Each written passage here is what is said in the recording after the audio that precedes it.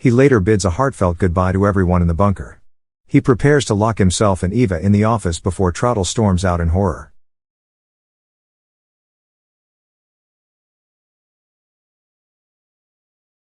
Former Nazi Secretary Traudl Junge is interviewed about her time with fanatical Nazi leader Adolf Hitler, recalling the events that led to her survival after the war. On a cold late night on November 1942, 22-year-old Traudl and a few young German ladies are being relocated to the Wolf's Lair in East Prussia as they prepare for a personal assessment from the Nazi leader for a secretary position. Traudl is chosen and led inside the dictator's room to type every word of his speech as he dictates. Minutes later, the young woman leaves the room looking forlorn, only to happily surprise the others she got accepted. 2.5 years later, in Berlin, Hitler is celebrating his 56th birthday amid World War II.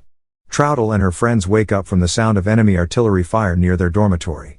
In the Führer bunker, Hitler becomes angry when he is informed that the Soviet Red Army will soon be approaching the city center. Later, as high-ranking Nazi officials gather in the hall, Reichsführer SS Heinrich Himmler and SS Gruppenführer Hermann Fegelein debate whether Hitler should relocate elsewhere to keep the Reich alive if Berlin falls into Russian hands. Not long after, Hitler enters the room, hiding his hand behind his back as it shakes uncontrollably. In another part of Berlin, SS Dr. Obersturmbannführer Ernst Günther Schenk watches as documents are being burned in his building due to Operation Clausewitz. He learns from a superior officer that Berlin will make its last stand, forcing evacuation procedures for all government officials. Bound by his Hippocratic oath, the doctor persuades him to let him stay to aid the injured and provide food. Later, after Hitler convenes with his officials, Himmler shakes the dictator's hand while telling him that it is not too late to arrange a political compromise with the Allied forces, only for Hitler to refuse. Disappointed by this decision, Himmler confides with Fegelein about Berlin's imminent fall, revealing he will contact the Allies without Hitler's knowledge, despite the warning that he will commit treason. He abruptly leaves as Oberbefehlsleiter Albert Speer arrives, saying he is headed to Hohenlichen to aid the Northerners in the Battle of Berlin. Later, Speer meets with Hitler and lets him inspect the models he had constructed of his vision for the Reich's future. Fegelein and Traudl implore Hitler to leave Berlin if he wants the Reich to flourish as he envisioned. However, Speer believes he must stand by Germany. Meanwhile, as families scramble along the war-torn streets of Berlin, Hitler Youth child soldiers, including Peter Krantz, are reprimanded by his father for defending the city when the war has already been lost to the Russians. Peter calls him a coward and runs away, disappointed that he is not proud of him for destroying 2 enemy tanks and getting awarded by Hitler. At a meeting in the Führer bunker, Hitler forbids the 9th Division Army from retreating, ordering that Obergruppenführer Felix Steiner's units launch a counterattack from the north. The officials, including Generaloberst Alfred Jodl, argue about the plan's efficacy, leaving the dictator enraged. Hitler then orders SS Brigade Führer Wilhelm Monk that his army must protect Berlin until the end without evacuating civilians. The meeting causes the officers to debate whether Hitler is getting out of control and if they must take action. Later, Hitler steps out of the bunker to award Peter his medal, hailing him and the youth soldiers as heroes of Germany. As the night grows, Hitler's wife, Eva Braun, throws a party in the Reich Chancellery. At the same time, Hitler and Speer discuss the proposed scorched earth policy. The Oberbefehlsleiter worries about obliterating Germany, but Hitler believes the German people have become irrelevant, exposing their weakness and must die through their hands. Meanwhile, Fegelein confronts Eva, imploring her to evacuate the city with Hitler, but she dismisses him and continues partying despite the bombings outside. However, the celebration halts as artillery fire blasts the Chancellery. The following day, General Helmut Weidling is accused of treason for moving a command post and will be executed.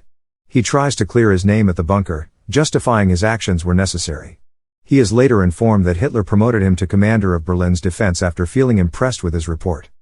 Elsewhere, as Russians approach the city, Dr. Schenk sneaks inside a war-torn hospital to look for survivors, only to find the staff slaughtered and elderly patients left in a room. Meanwhile, Peter attempts to disable the enemy tank but forcibly retreats upon seeing the Soviets bombard the area. Inside the bunker, Traudl and her friend, Gerda, worry about the attacks above ground, believing Steiner's forces should have arrived and defended the city against the Red Army. Fegelein informs them to flee while there is still time, diminishing the possibility of Steiner's counterattack happening anytime soon. Later, the mood in the Situation Room becomes tense as a dissatisfied Hitler begins a furious tirade, pointing out the failures of his officers and declaring them cowardly traitors for ignoring his orders. Exhausted, he states the war is lost, though he would rather kill himself than leave Berlin. Eva kisses him as he leaves the room, promising never to leave his side. Fegelein tells the officials that they can freely make their own decisions, with Hitler deeming himself unfit to lead, but they refuse to become disloyal. Later, Eva invites Traudl and her friend for a smoke outside before a siren signals another attack. In the evening, Schenk witnesses an unlawful execution of elderly males by military police, feeling powerless to stop it. Upon seeing the wounded and displaced German citizens at a temporary evacuation site, he becomes forlorn. That night, Hitler enjoys the evening watching children perform a song. Afterward, he discusses the most efficient suicide methods with Eva, Traudl, and Gerda. Later, Eva and Joseph Goebbels' wife, Magda, write letters for their loved ones about the events in Berlin. Meanwhile, Traudl retrieves a document and sees a lonely Hitler feeling defeated as he stares at a painting.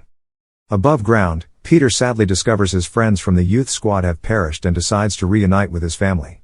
Elsewhere, Hitler receives Reichsmarshal Hermann Göring's message requesting a state leadership position. Believing it is a blatant coup attempt, he becomes enraged, declaring him a traitor and that he must be stripped of his ranks immediately and prosecuted. Simultaneously, Speer arrives, checking in on a sickly Magda to convince her to flee to Schwanenwerder by barge. He then visits Eva, who is thrilled he remains loyal to the leader. However, he informs her that he will leave for Hamburg and must depart from Hitler's stead.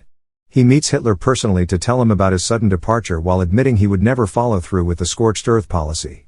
Surprisingly, Hitler calmly accepts his decision, though he refuses to shake his hand as he departs. Later, Hitler visits an officer, Robert Ritter von Grimm, and aviator Hannah Reich in the infirmary as the latter recounts the tale of their survival from the Red Army. At dinner, he promotes von Grimm to Supreme Commander of the Luftwaffe, reminding him to be ruthless and to never feel compassion because it shows weakness. During the discussion, he reads the radio message from the Allied forces about Himmler's negotiation with a Swedish diplomat, Count Bernadotte. Hitler loses his temper and rambles, feeling betrayed by Himmler's action since he was his most trusted officer. He asks everyone to clear out except for Goebbels, von Grimm, and Reich, who he requests fly to Karl Dönitz forces to relay in order to eliminate Himmler. He also elaborates on unrealistic ways to win the war. Later, he denies SS physician Obergruppenführer Ernst Robert Gurwitz's request to leave with his family, believing his medical research must continue for the future of Germany. Another officer enters the room to inform Hitler about Fegelein's sudden disappearance, which he furiously insists might be an act of desertion and subject to execution. Meanwhile, Gurwitz leaves the bunker and enjoys one more dinner with his family before pulling the pin of his grenades to commit familicide. Meanwhile, SS officers storm inside the building where Fegelein is hiding and arrest the Gruppenführer for treason. Eva pleads with Hitler to spare his brother-in-law from execution for the sake of her pregnant sister, but the Führer believes he collaborated with Himmler, deeming him a traitor to the Reich. In the Situation Room, he claims Lieutenant General Walter Wenck will lead Berlin in a counterattack against the Russians, much to the officials' doubt that Wenck's small army can turn the tides of war. Later, after Fegelein's execution, Traudl awakens from slumber and rushes to the Führer's office to type his political will as he dictates. Shortly after returning to her room to check the draft, Goebbels breaks down as he prepares to stay in Berlin with Hitler and ignores the evacuation order. She then witnesses Hitler marry Eva from across the hall. As the Soviet Red Army gets closer to the Chancellery, Hitler convenes with his officials but becomes disheartened by a report that Wenck's Ninth Army failed their counterattack after being outnumbered. Unfortunately, he continues insisting on never surrendering to the Allies. Leaving the room, he informs SS Sturmbannführer Otto Günsche he will commit suicide with Eva, requesting his corpse be burned to prevent the Soviets from taking it to Russia.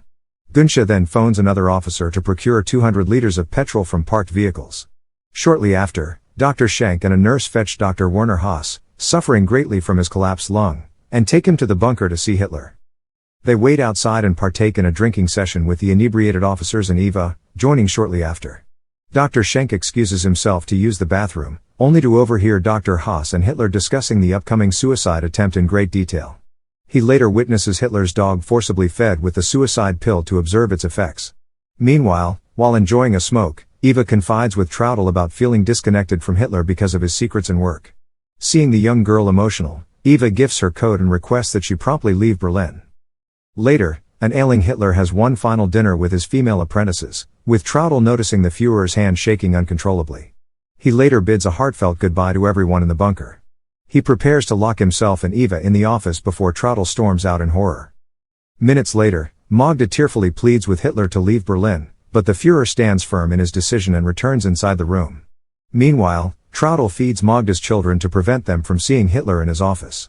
Suddenly, a gunshot is heard as the Führer and his wife kill themselves. Günsche confirms the suicide in the Situation Room and immediately tasks the officers to retrieve the bodies and take them outside to be burned, despite the chaos in the city. Afterward, Goebbels assumes the chancellorship effective immediately. Sometime later, General Hans Krebs fails a peaceful negotiation with Soviet Marshal Vasily Chukov, who requests the Reich's unconditional surrender, much to the ire of Goebbels, refusing to disobey Hitler. Meanwhile, Magda administers a drink to induce sleep so her children can injure the suicide pills while unconscious. Shortly after, Goebbels tells Traudl to type his political statement to be broadcast all over the city. The bunker is later cleared out, leaving Krebs and General Bergdorf to commit suicide. Above ground, a vehicle goes around town above ground, spreading Weidling's announcement of Germany's surrender. Peter hears the news and returns home to find his parents have died. Simultaneously, the Goebbels fatally shoot each other outside the bunker, and officers burn their corpses. Elsewhere, Traudl and the others escape the city, sneaking past the enemy in the middle of heavy gunfire. In the morning, she meets with Schenk at a rendezvous point and is told she and Goethe may pass through Russian patrols because they are women, though the latter wishes to stay behind. The rest of the SS officers prepare to face the Russians, only to find out Germany has wholly surrendered. Shortly after, Traudl tries blending in as she walks through the Red Army, along with Peter, who suddenly holds her hand. Fortunately, they leave unscathed. The pair ride a bike to escape following the news of the surrender on May 7, 1945. Before her final days in Munich in 2002, Traudl admits regrets about her choices during the war. Thank you for watching. Subscribe for more videos like this to help the channel out. Have a nice day.